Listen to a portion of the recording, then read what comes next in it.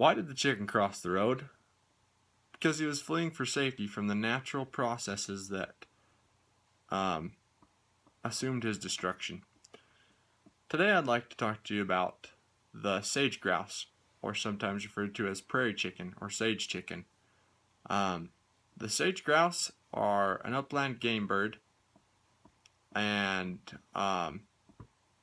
they live in the sagebrush ecosystem. A recent area of concern is their populations.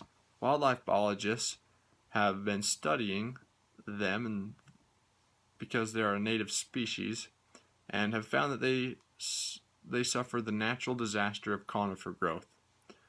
Research is proving useful in restoring the number of sage grouse by cutting down the overgrowth of conifer trees.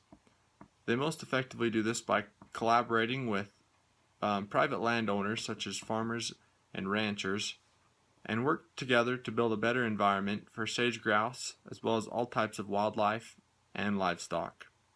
I was in the middle of all this when my uncle, who is a private landowner and a rancher, received a grant for cutting down trees to build a better habitat, cutting down conifer trees. And we worked very hard for a couple of weeks cutting down trees, clearing a very good spot, good acreage for sagebrush and other grasses and forbs to provide a better ecosystem for wildlife and the animals and sage grouse. My interest in the sage grouse has come from my hunting background and my love for the great outdoors. My hope is that you will come to know and be more informed about research that is being done in your area, and that you could be an active participant. Whether you hike, hunt, camp, fish, or any other outdoor activity, this information can give you something to talk about and participate in and have an opinion of near you. I'll start off by mentioning a few main points, specifically the sage grouse lifestyle, their natural population stresses, and the Land Conservation Act. The sage grouse lifestyle is pretty unique. They get their name sage grouse because their diet consists of primarily sagebrush, specifically in the winter when other grasses and forbs aren't growing. They live and survive mainly on sagebrush. Their mating season is actually called lekking. Pretty interesting word. And sage grouse are known for their beauty in the way that they can puff out their feathers and really put on a show, specifically the males for the females during lekking. Their predator community is quite varied, and I'd like to read a quote to you.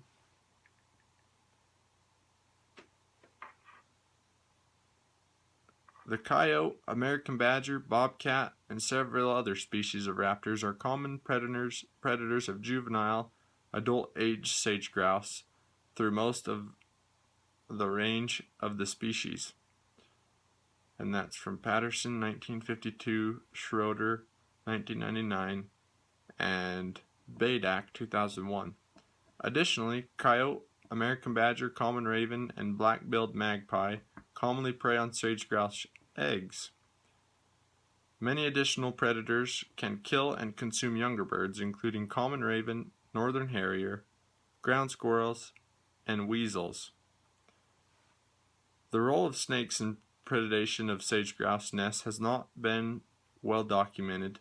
The abundance of red fox and common raccoon may have substantially increased in sage grouse range in association with landscape level changes. However, the predator communities to which sage grouse are susceptible are made up of generalists. No one predator focuses solely on sage grouse as their primary food source. Most predators are dependent upon rodents and lagomorphs as a primary prey. So I was privileged to meet with a wildlife biologist for the United States Forest Service, and his name was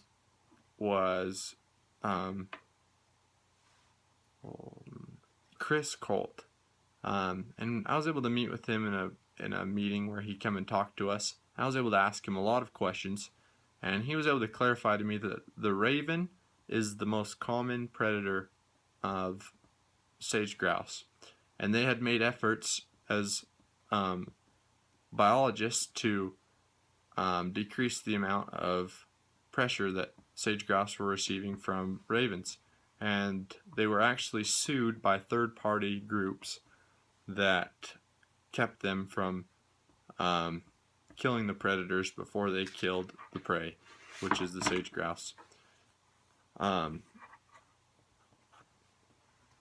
another quote I'd like to share with you is primarily about foxes, but kind of mentions for at least our local area more about when predators were introduced to this area, whereas the sage grouse were a native species. It says, prior to European settlement, red foxes were absent or uncommon in many parts of the sagebrush steppe ecosystem. Since then, they have expanded their range. For example, red foxes first entered Strawberry Valley, Utah, during the 1980s. So as you can tell, a lot of the predators to sage grouse were introduced to this area, and they weren't natural. And it's really not helped the sage grouse populations, as well as conifer trees. There was a lot more sage grouse. If you look at the old pictures from 100 years ago of our local area, there is a lot more sagebrush than there is today, and that is because the conifer trees have grown. And there's actually a quote I'd like to read specifically about the overgrowth, and it states,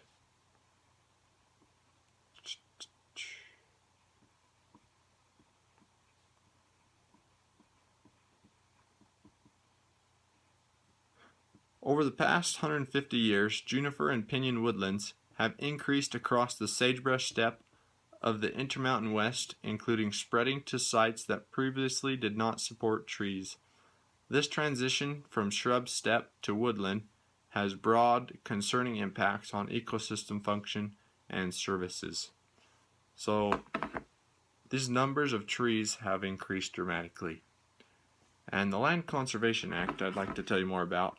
There's actually a quote for it too. It says, the Land Conservation Act of 1965 enables local governments to enter into contracts with private landowners for the purpose of restricting specific parcels of land to agriculture or related open space use. In return, landowners receive property tax assessments, which are much lower than normal because they are based upon farming and open space uses as opposed to full market value. So a lot of collaboration between biologists and farmers has to take place in order to help with the sage grouse population growth. And another thing that's being done by the United States Forest Service and BLM, Bureau of Land Management, is they are chaining and saw clearing and brush hogging to prep for reseeding and helping these ecosystems that have previously been overrun by conifers become more habitable to species such as the sage grouse, as well as wildlife and livestock. And this has been very beneficial in a collaboration with farmers and ranchers. And in my conclusion, if we need to take part in a research study or give an opinion of what's going on in our local area, we need to be informed upon this subject, specifically about sage grouse, so that we can keep our public lands safe and free and free to the public. And also we need to do our part in helping with the depredation of